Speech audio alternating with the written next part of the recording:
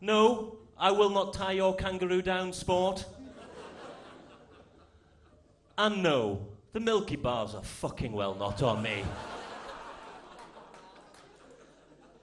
Anyway, I have to say I'm fucking really excited to be in Manchester tonight.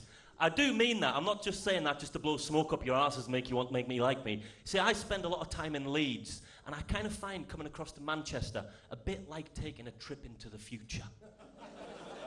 It's true, because you think about it, right? You've got your big shiny arena where all the best bands in the world come and play. Leeds has just copied you.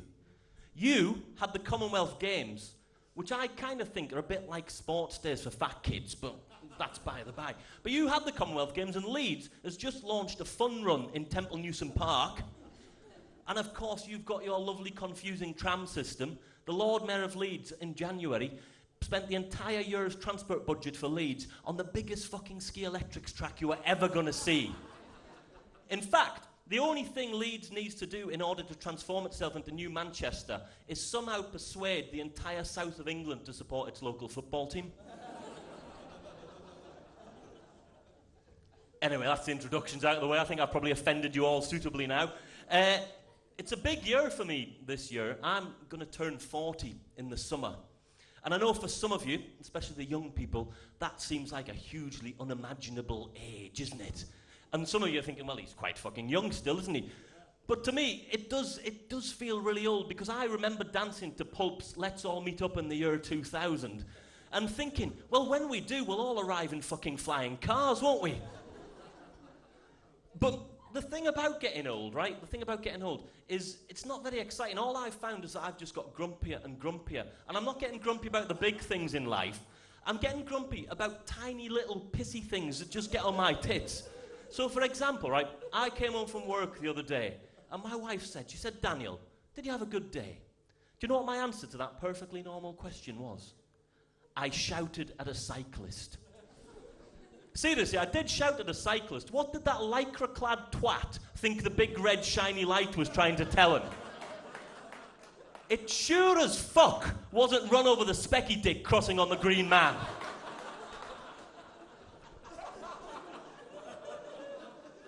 And it's not just cyclists, Christ no. Those people who take wheelie suitcases to work. Have you seen them? Bloody la-di-da-di-da, la-di-da-di-da. How big are their packed lunches, and why the fuck don't I get one? Seriously, I would love a packed lunch that big. Just imagine how good work would be if your packed lunch was that big. You would arrive first thing in the morning, you'd pretty much have time to have half a cup of tea, then you'd have to start lunch. By the time you finish lunch, it'd be time to go home.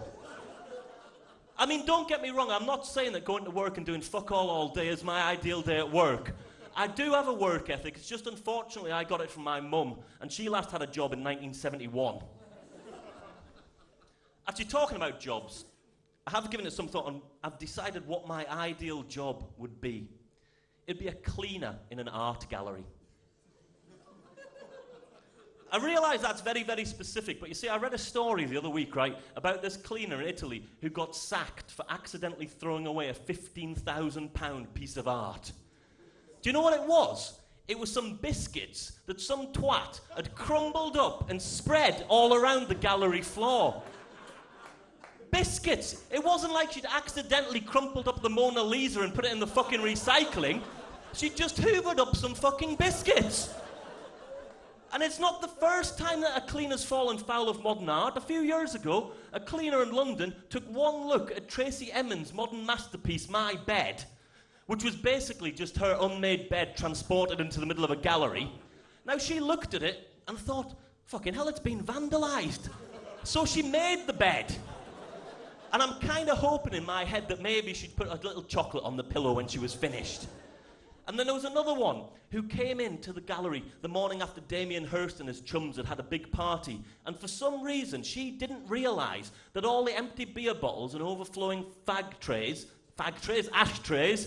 and pork scratchings scattered around the window were in fact installation art, and she just put them all in a fucking bin bag and threw them in a skip. So what this has all made me think, right, is that being a cleaner in an art gallery would involve doing the sum total of fuck all each and every shift. Oi, Mr. Cleaner, why is there a turd floating in that cubicle? Well, sir, you see, I came to work, right? And I realised I was in an art gallery and I saw that turd and I thought, well, it might be art. Can't possibly flush it.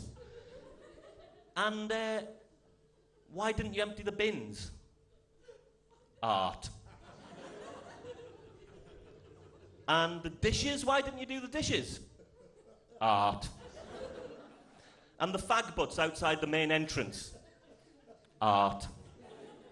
And the floors. You didn't even fucking mop the floors. Well, sir, there was a really long story to that. You see, I got the mop and I got the bucket and I filled the bucket up with soapy water, right? And then I got the mop out and I noticed all these muddy footprints right across the centre of the gallery. And I thought, well, art. And the dead junkie in the ladies' toilets? Art. And I've kind of thought, right, that once I've done this job for a little couple of weeks, my reputation will spread as a really sensitive cleaner towards the art world, and I'll become in really, really high demand. So I'm going to have to come up with a business name, right? And as we all know, in this economic climate, the only businesses that do any good at all are those with really fucking funny names, aren't they? Because that's the only things people remember. So the best builder in the north of England, the busiest one as well, is called William the Concreter. And if you want your dog groomed in America, you go to California and you go to Indiana Bones and the Temple of Groom. So I've kind of thought of some business names, right? And I've got 3 that I'm toying with at the moment, right? There is Top of the Mops. Then I also quite like Dusty Spring Clean. But I think my favourite at the moment is modern art is shit. Just fucking paint a picture, hang it on the wall, and no twat's gonna throw it in the bin. Cleaning Limited. Anyway, I digressed a hell of a lot from what I was originally talking about there. I should really, in a proper comedian way, try and link it back to something I talked about earlier on. So we'll talk about Leeds, right? Because like I said, I have spent a lot of time in Leeds, and I've developed a bit of an issue with Leeds recently, and it's Briggate, which is the main shopping street in Leeds, which has kind of transformed itself into that gauntlet game from Gladiators. Do you remember it? I'll explain it anyway. Basically, there was a tight alleyway packed full of lycra-clad Ulrika shagging gladiators, right? And at one end stood the contestant whose job was to get to the other end as quickly as possible without losing any limbs. Well, that's Briggate and Leeds for me, but instead of facing up to Hunter, Jet, and that Wolfie character, I find myself taking on Oxfam, Amnesty, and their low-flying clipboards. Charity collectors are ready. Contender ready.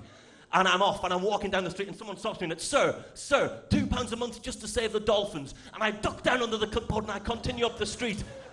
And then another bastard stops me and it's, sir, £3 a month to bring the dodos back from extinction. And I fucking leap over them. And I'm nearly at the top of the street, and one final bastard stops me and goes, sir, £5 a month just to save that, I don't fucking know, the no-legged orphan kittens from Mauritania or some shit like that.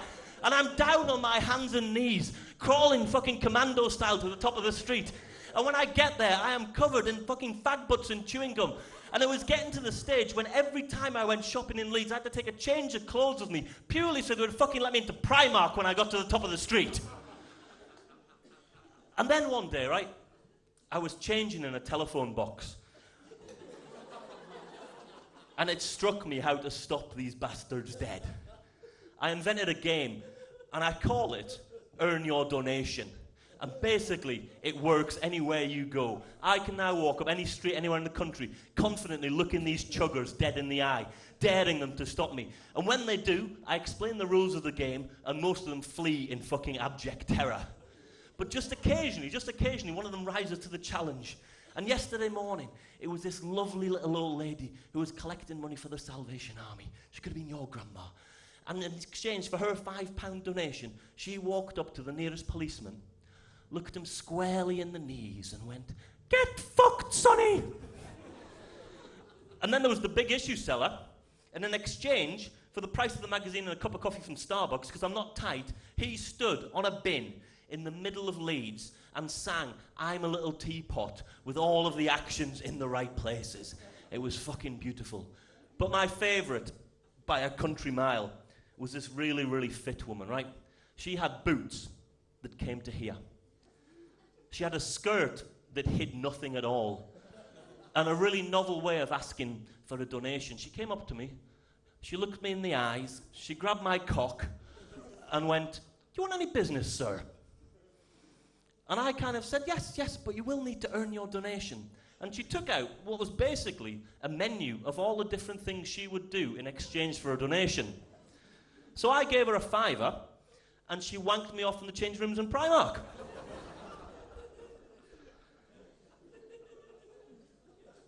I guess the only place you can go after a prostitute joke is to talk about wind. Not the flatulent kind, because as you can tell, my sense of humour is far too mature to be impressed by bottom burbs and pumpelstinks. And yes, I did say pumpelstinks. That was my grandma's word for farting, right? And unfortunately, I used that word once in my life when I was 6 at school. I went, "Oops, I've done a pumpelstink." I was called Daniel Pumpelstink for the next fucking 16 years. No, you see, I want to talk about the wind. The storms. Stormageddon, as the Sun fucking called it, right? First things first, right? Has anyone else noticed that all of the news reporters and all the different news channels seem to be having some kind of game of chicken to see who can present a report from the most perilous possible position, yeah? This is Ben Smith for the BBC, reporting from the last brick of the last chimney of the last house not to be submerged in Llangwyth in Wales. Well, Ben, this is Nina Nana, reporting for ITV, from the eye of Stormageddon. Ben, Nina, fucking swivel on this. This is James Turner for Sky News, reporting from a million different locations on the basis that just before I came on air, I set myself on fire, burnt myself alive, and scattered my ashes in a 125-mile-hour gust of wind. Send the Pulitzer Prize to my grieving fucking mother. Second thing second. What the storms this winter have kind of done for me is made me realise that our once proud and glorious nation can no longer rely on the spirit of the Blitz to get through things when they go shit. It's true, because if you think back to the old days, right? In the old days, when things went wrong, and basically I think they went wrong all the fucking time, nobody gave a shit, did they? They kind of just shrugged their shoulders, gathered round the nearest possible piano, and sang all their troubles away.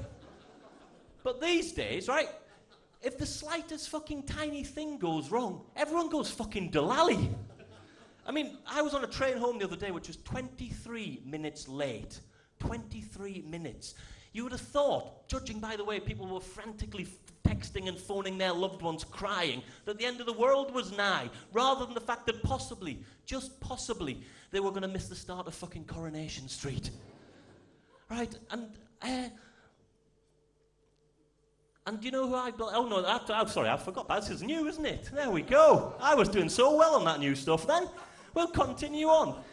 Basically, right, after the phoning frenzy had stopped, see, I remembered where I was quite professional. After the phoning frenzy had stopped, there was absolutely nothing. We just stood toe to toe, arse to arse, and in one really, really funny case, forehead to crotch.